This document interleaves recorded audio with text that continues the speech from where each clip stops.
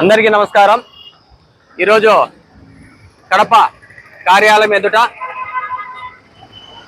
Relay నిరాహార దీక్ష BC సంక్షేమ సంఘం ఆధ్వర్యంలో ప్రైవేట్ కార్పొరేట్ పాఠశాలల గుర్తింపును రద్దు చేయాలని విద్యాశాఖ అధికారులు అలాగే ప్రైవేట్ కార్పొరేట్ పాఠశాలల యజమానులు చీకటి దందాను ఆపాలని విద్యాశాఖ అధికారులు ప్రైవేట్ కార్పొరేట్ స్కూళ్ళతో కుంభక్కై ప్రతి స్కూల్లో ప్రతి కాలేజీలో బుక్స్ అమ్ముతున్నారు, నోట్బుక్స్ అమ్ముతున్నారు, టెక్స్ట్ బుక్స్ అమ్ముతున్నారు, యూనిఫామ్స్ అమ్ముతున్నారు, సాక్సులు అమ్ముతున్నారు, బూట్లు అమ్ముతున్నారు। ఏ గవర్నమెంట్ అయినా కూడా మీకు ప్రైవేట్ కార్పొరేట్ స్కూళ్ళకు కాలేజీలకు కానీ పర్మిషన్లు ఇచ్చారా? ఇవ్వకుంటే మీరు ఏ విధంగా బుక్స్ యూనిఫామ్స్ అన్ని వ్యాపారంగా చేస్తారు? మీకు ఇచ్చింది కేవలం విద్య చెప్పమని, పిల్లలకు స్కూళ్ళు పెట్టుకోమని, బోధించమని మాత్రమే। మళ్ళీ అలాంటప్పుడు విద్యను వ్యాపారంగా ఎలా చేస్తారు? కనుక ఏ స్కూల్లోనైనా బుక్స్ కానీ యూనిఫామ్స్ కానీ ఏం అమ్మినా కూడా వాళ్ళ గుర్తింపు రద్దు చేయాలని మేము ఈ నిరాహార దీక్ష చేస్తున్నాం। రాబోయే కాలంలో కూడా ఇలాగే కొనసాగితే విద్యాశాఖను తీసేయండి। విద్యాశాఖ అవసరం ఏముంది? విద్యాశాఖ అధికారులు ప్రైవేట్ కళాశాలతో కుంభక్కై వాళ్ళే ప్రోత్సహిస్తున్నారు కాబట్టి డిఓలు అవసరం లేదు, విద్యాశాఖ అధికారులు అవసరం లేదు, ఎంయూలు అవసరం లేదు। ఇలాంటి వాళ్ళకు ప్రజలు కట్టున్నటువంటి ఫండ్తో మీరు జీతాలు తీసుకుని లగ్జరీ లైఫ్ అనుభవిస్తున్నారు।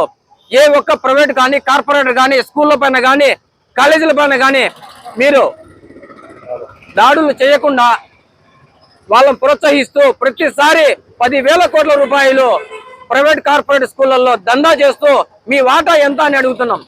వాళ్ళు ఇచ్చే వాటా ఎంత మీకు?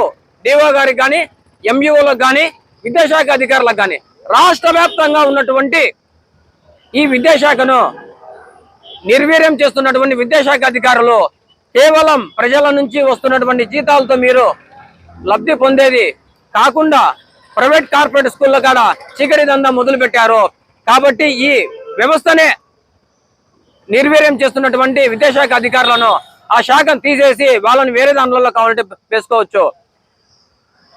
ప్రైవేట్ స్కూళ్ళల్లో 8,000 రూపాయలు పెట్టి అమ్ముతున్నటువంటి బుక్స్ యూనిఫామ్స్ రకరకాల ఒక్కొక్క స్కూల్లో ఒక్కొక్క రకంగా అమ్ముతున్నారు। గవర్నమెంట్ స్కూల్లో 1,000 రూపాయలకు వస్తున్నటువంటి బుక్స్ 8,000 అమ్ముతున్నారు।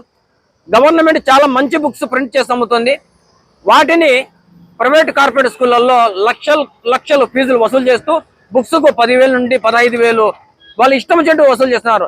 ఇంటర్మీడియట్కు ఒక్క మొదటి సంవత్సరానికి 70,000 ఫీజు వసూలు చేస్తున్నారు, 15,000 బుక్స్ వసూలు చేస్తున్నారు, యూనిఫామ్స్ వసూలు చేస్తున్నారు। మరి ఈ విద్యను వ్యాపారంగా చేయమని ఎవరు మీకు పర్మిషన్ ఇచ్చారు?